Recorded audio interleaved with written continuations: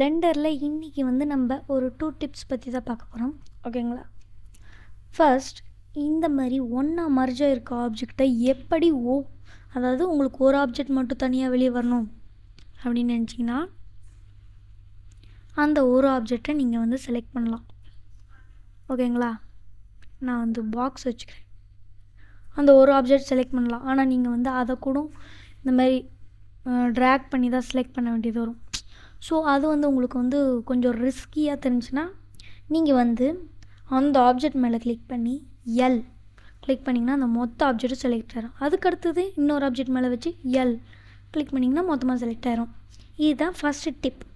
And then next, ஒவ்வொரு ஆப்ஜெக்டாக select பண்ணி பி கொடுத்து செலெக்ஷன் அதை கொடுத்தீங்கன்னா ஒவ்வொரு ஆப்ஜெக்டாக நீங்கள் வந்து லூஸ் பை பார்ட் பண்ணுவீங்க, அதாவது வெளியே கொண்டு வருவீங்க.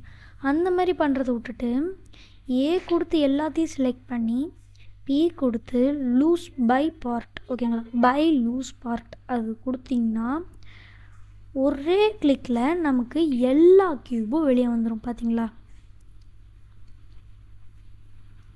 இதுதான் இன்றைக்கான 2 டிப்ஸ். ஓகேங்களா?